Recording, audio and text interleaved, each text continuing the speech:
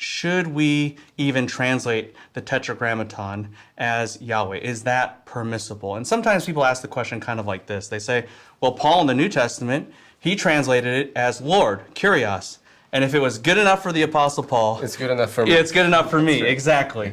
And we understand that argument. And I think one thing we really want to establish is that there is nothing wrong at all of translating the Tetragrammaton as Lord. There's nothing wrong with that. To say otherwise would be to condemn the New Testament, and we definitely don't want to do that. Right, the New Testament is inspired. That's right, so it's inerrant. Those translations are inspired and therefore they are accurate. Absolutely, Yeah. and so we don't want to say that, but there's a difference between saying something is without error, it's not wrong, and it's mandated across everything. And that's where we need to make some observations. Like in the New Testament itself, Revelation 19, 3 times there is hallelujah. And there we hear the name Yahweh, hallelujah. We hear it repeated 3 times. So the New Testament doesn't bar the use of the name of God as Yahweh. And on top of that, the early church didn't think of it that way either. We have Theodoret or Clement of Alexandria and others who talk about the use of the name Yahweh in amongst their people. And we even have copies of Greek translations of the Old Testament, both Jewish and Christian, that preserve the name Yahweh and reflect that in those documents. And so all that to say is that the idea in history was never that this is the only way to translate. Lord is the only way to translate the Tetragrammaton. Now, people in history, they can be wrong. We get that. Yeah. But this shows us that there might be another possibility. And we can look at this from the angle of kind of consistency in translation philosophy. When we have something in the New Testament, like a change of name, a different enunciation of it, we don't read that back onto the Old Testament. We don't change, for example, Joshua to Jesus because that's how it's pronounced or said in the New Testament. And we don't change Messiah or Anointed One in the Old Testament to Christ because that's how the New Testament words it. We translate the Old Testament as the Old Testament. We translate the New Testament as the New Testament. And likewise, when New Testament quotes the Old Testament, sometimes they change the wording slightly of the quote from the Old Testament. They're making an interpretation and they're trying to focus on something within that quote. That's right. And so they make that adjustment. Right, and that brings out a nuance, Right. that brings out a Yeah. detail of the Old Testament text that was always there. And that's why it's so important to leave the Old Testament as the Old Testament and the New Testament as the New Testament so we can compare and contrast and see that nuance brought out. And I would say that I think that's what's going on with Yahweh. That when we see it in the Old Testament and then we see this deliberate shift in the New Testament to say, Lord, there's a purpose behind that. There's a theological reason behind that. There's a theological significance to that. And it makes a very profound and repeated point.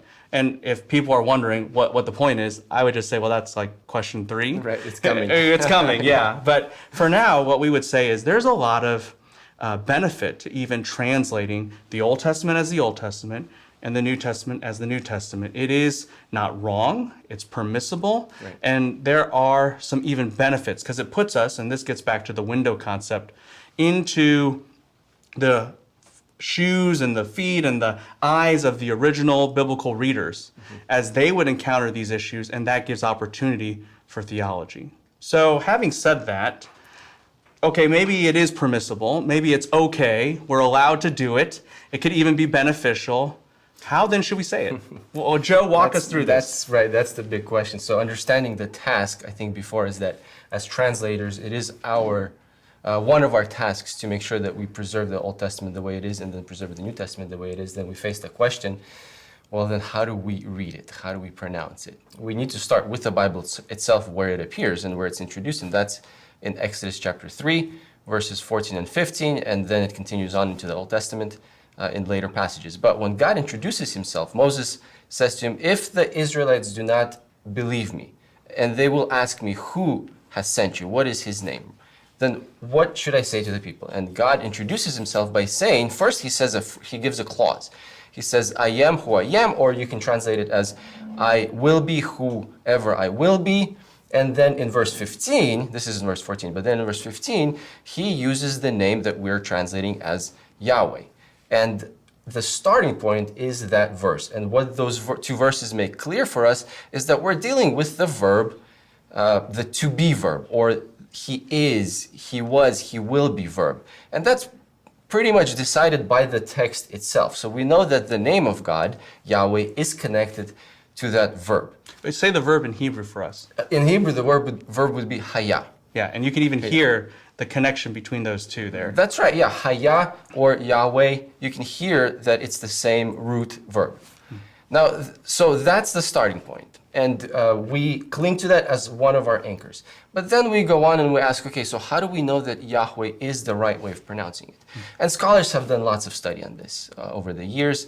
And the details of this word, the way that the letters appear, and in Hebrew the letters would be Yod, Hey, Vav, Hey for the name Yahweh, and then in English we sometimes say it as YHWH, or it's written that way.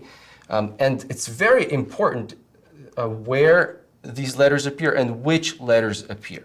And so as scholars make the linguistic and the grammatical study, they see that the first letter is Y.